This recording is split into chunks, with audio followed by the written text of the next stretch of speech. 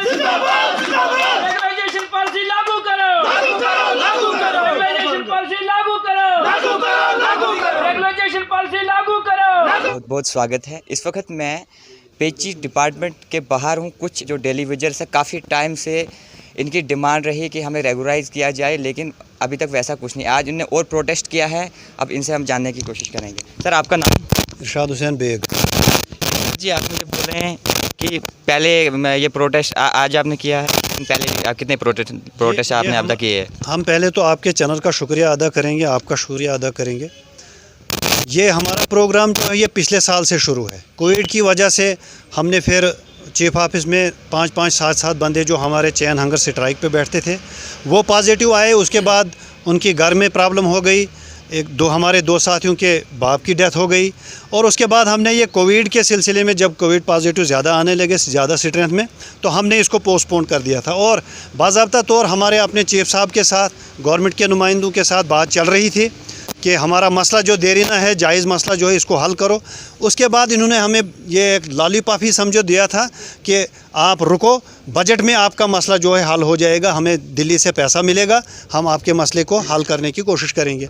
और इस वक्त तक टिल डेट इन्होंने कुछ नहीं किया, ना बजट में हमारा कुछ है और ना इन्होंने स्पेशल कुछ किया, कोई स्पेशल प्रोविधान जिसको कहेंगे। उसके बाद हम मजबूर हो के हमने उसी एजिटेशन को फिर स्टार्ट किया है और आज उसकी पहली कड़ी है। और ये डिवीज़न में हमें जम्मू प्रोविंस के हर एक PHE डिवीज़न में ये शुरू हो गया प्रदर्शन हमारा। और इसकी दूसरी कड़ी जो है वो 21 तारीख को, 21 फरवरी को जम्मू में जो हमारे यहाँ के नुमाइंदे डॉक्टर जतिंदर सिंह जो दिल्ली में बैठे हैं, मज़े लूट रहे हैं, वहाँ पे वोट हमारा लिया है, सपोर्ट हमारी ली है, वहाँ कुर्सी पे मज़े से बैठे हैं हमारे प्रधानमंत्री के साथ। उसके घर का घेराव होगा जम्मू में। बाज़ाब्ता तौर हम उनसे पूछेंगे, जो फ्रंट के नुमाइंदे, हम जाके अंदर जाके उनसे हम पूछेंगे कि आप बताओ हमारे साथ क्यों धोखा किया। अगर हम लोगों ने आपको वहाँ, हम भी बहरहाल किसी सियासी दिन से वाबस्ता थे, हर एक घर से किसी न किसी सियासी पार्टी को वोट जाता है।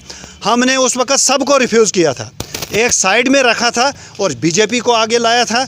और बुलंद बांग दावा उन डॉक्टर साहब के, डॉक्टर जतिंदर जी हमें बोल रहे थे मुझे आप लाओ, मैं बताऊंगा डेली वेजरों को पक्का कैसे करते हैं, आपकी रेगुलाइजेशन पॉलिसी हम लाएंगे, आपकी तनख्वाह बढ़ाएंगे, आपको हम रिटायरमेंट के बेनिफिट दे देंगे। तो क्या यही रिटायरमेंट के बेनिफिट हैं? इस वक्त दरबदर एक दुनिया, आपने 61,000 लोग और उनके साथ 6 लाख फैमिलियाँ उनके साथ जो हैं दरबदर हैं इस वक्त। क्या यही वो इस वक्त हमारा काम कर रहे हैं, मज़े से PMO ऑफिस में बैठे हुए हैं? हाँ, अब बात यह है कि अगर कुछ गलतियां हमने भी की, हमने इनको बहुत ज़्यादा टाइम दे दिया। अब हमारे पास टाइम नहीं है, बिल्कुल हमारे पास कोई टाइम नहीं है। अगर इन्होंने हमारा काम करना है, हमारी एजिटेशन स्टार्ट रहेगी। ये हम तब वापस ले लेंगे जब रेगुलाइजेशन पॉलिसी हम देखेंगे, ये शुरू करेंगे जैसे PDD वालों की इन्होंने की। बहरहाल गवर्नमेंट ने जब कोई काम करना होता वो फिर करते हैं और हम अब इनको करवाएंगे किस तरीके से। आपने LG इंतजामिया तक बात रखी, आप मिलने गए, वहाँ पे क्या आश्वासन LG इंतजामिया ने आपको दिया? क्या आपके लीडर्स वहाँ पे गए, क्या बोला LG इंतजामिया ने आप तक? देखें सर, बात ऐसे है, पिछले साल बाज़ाब्ता तौर हमारा फ्रंट जो है उसके नुमाइंदे गए थे। बाज़ाब्ता तौर हमारे LG साहब से बात हुई थी, मनोज सिन्हा ने उनके साथ बात की थी। वहाँ जो हमारे 4-5 डिपार्टमेंटों के जो सेक्रेटरीज़ हैं, कमिश्नर सेक्रेटरीज़, उनके साथ फ़ोन पे बात हो गई थी। उन्होंने हमारे क्या कहते हैं LG साहब को ब्रीफ़ किया था कि ये मसला जो यहाँ देरीना है डेली वेजर्स का, इसको हम कैसे हल करेंगे, किस पॉलिसी को और कैसे बनाएंगे पॉलिसी। उस वक्त उन्होंने हमें सिर्फ टाइम मांगा था 1 महीने का। उनके DDC के इलेक्शन थे कि DDC इलेक्शन के बाद हम आपको बुलाएंगे, एक पॉलिसी में आपको भी रखेंगे, आपके सामने पॉलिसी तैयार होगी और आपका मसला जो है हल होगा। लेकिन 1 साल हो गया, इतनी बड़ी पावर वाली चेयर, जो सबसे बड़ी चेयर यहाँ हमारे जम्मू कश्मीर UT में है, उन्होंने हमारे साथ झूठ बोला।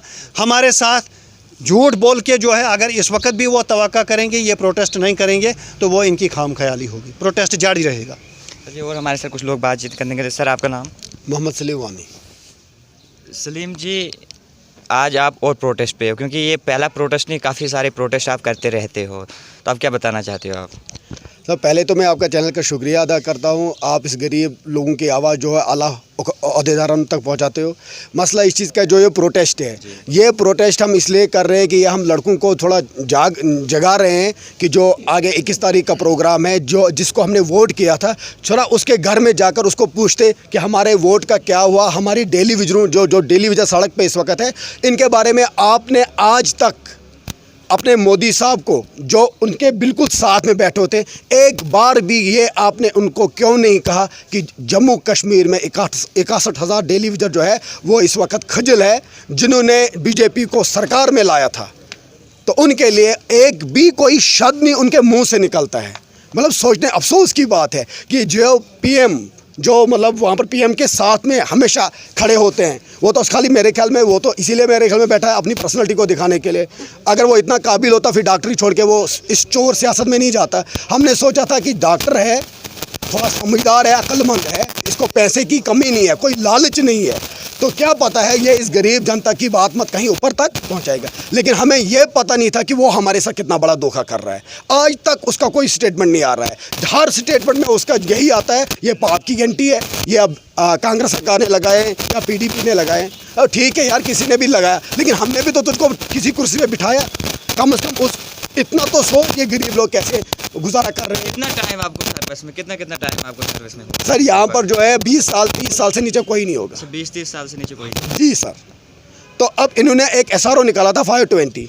अब उसमें उम्मीद जागी थी, जो बीजेपी और पीडीपी की सरकार, कोलिशन सरकार थी, उसमें उम्मीद एक जगी थी। लेकिन उसके बाद ऐसा उन्होंने कुछ किया, ऐसा कुछ किया कि वो SRO भी भूल गए हम, और हम प्रोटेस्ट करना भी भूल गए। हालांकि हमारा चल रहा था, क्योंकि हमारे जो लीडरशिप वो उनके पास जाती थी, बैठ के बात करती थी, बोलते थे अब ये इलेक्शन है, ये हो जाएगा, अब ऐसा होगा, अब वैसा होगा। लेकिन सब कुछ हुआ, उसके बाद गवर्नर के साथ भी मिले, उन्होंने भी आश्वासन दिया कि हम आपका काम करेंगे, लेकिन आज तक उस आश्वासन का कोई जवाब नहीं आया। बिल्कुल हमारे साथ बातचीत करने के लिए से कहीं ना कहीं काफ़ी सारे प्रोटेस्ट इन लोग करते हैं, लेकिन आश्वासन पे आश्वासन इन लोगों को दिया जाता है कि हम आज करेंगे या कल करेंगे, सिर्फ डेट्स दी जाती है, बाकी कोई रिज़ल्ट नहीं आता है। आज भी ये प्रोटेस्ट कर रहे हैं। और मैं आपको बताते चलूं कि 20 साल 25 साल इन लोगों की सर्विस है, उससे कम किसी की भी नहीं है। डिमांड कर रहे हैं LG इंतज़ामिया से कि हमारी डिमांड्स को पूरा किया जाए। आप जुड़े रहे हमारी नेक्स्ट अपडेट के साथ। मैं राहुल शर्मा आपके साथ।